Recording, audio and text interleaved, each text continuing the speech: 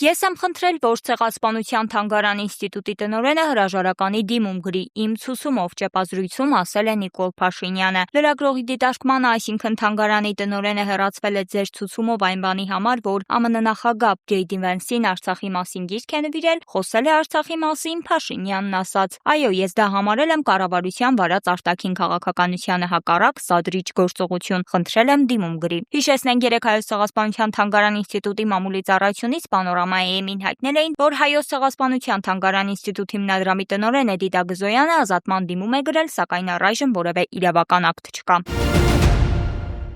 2025-ից 26 թվականների ուսումնական տարվա ավարտին կրթության, գիտության, մշակույթի և սպորտի նախարարի հրամանով սահմանված ժամանակացույցով 9-րդ դասարանի շրջանավարտները ավարտական քննություններ են հանձնելու հետևյալ առարկաներից. Գրականություն և Հայաստանի պատմություն առարկաների միասնական էսսե, բնագիտական առարկաներից քննություն թեստային եղանակով կամ ուսումնական նախագծի ձևաչափով, հայոց լեզու գրավոր թեստ, մաթեմատիկա գրավոր թեստ, օտար լեզու բանավոր, ֆիզկուլտուրա ստուգարք, ռուսերենով ուսուցմամբ դասարանների սովորողները քննություն են հանձնում նաև ռուս գրականություն առարկայից բանավոր, ազգային փոքրամասնությունների դասարանների սովորողները քննություն են հանձնում նաև իրենց մայրենի լեզվից և գրականությունից բանավոր։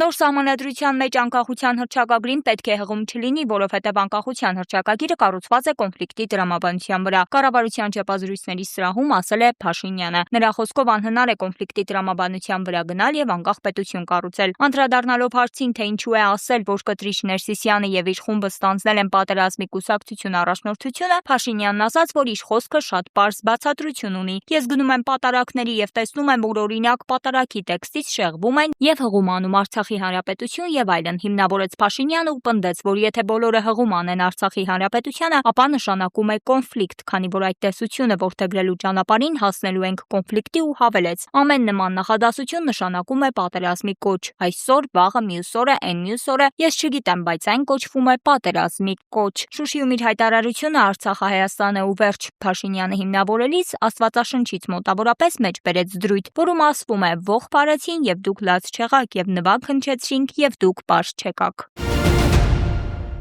Մարտի 11-ի լույս 12-ի գիշերը Բրազիլիայի Ռիո դե Ժանեյրո քաղաքում ավարտվել է Hip Brazil Grappling-ի մրցաշարը UFC-ի թեթև քաշային կարգի դասակարգման երկրորդ համար։ Արման Ծառուկյանը խեղդամահ հնարքով հաղթել է Մուհամմադ Մոկաևին։ Մարտը տեղի է ունեցել submission only կանոններով, նախատեսված է եղել 10 րոպե, սակայն Ծառուկյանը ավարտից 3 րոպե առաջ արդեն հասել է հաղթանակի։ Վարպետության դաս Ծառուկյանից Ծառուկյան Մոկաև մենամարտը այսպես է բնորոշել championat.com կայքը։ Պարոն Ավինյան, կասկածեք ձեր թիմի աշխատակիցների վրա, որովհետև այդ, որ ասում եք կատարողականը ծիծիլիոն տոկոս է, նույն մանկապարտեզները կամ հաղթանակի 40-ամյակի այգին 8 տարի է փող են դուրս գրում դրանց համար։ Երևանի ավականու նիստում ասաց Մայր Հայաստան խմբակցության անդամ Մեսրոպ Մանուկյանը։ Նա նաև նշեց, որ քաղաքային իշխանությունն իր զարգացման ծրագրում գրում է 65% դրական շարժ ասֆալտապատման մեջ։ Սուտ, դուրս եկեք ու հարցրեք, ասաց Մանուկյանը։ Նրա խոսքով քաղաքային բյուջեում ավելացել է 11.8 միլիարդ, մնացորդը կազմել է 16 միլիարդ։ Կենտրոնական իշխանությունը 7 միլիարդ գցել չի տվել, այսինքն ծրագրեր են եղել, որոնք պետք է իրականացվեր, բայց չի տվել փողը, ասել է Մանուկյանը։ Իսկ դուք ավելին իմանալու համար հետևեք Պանորամայի էմին։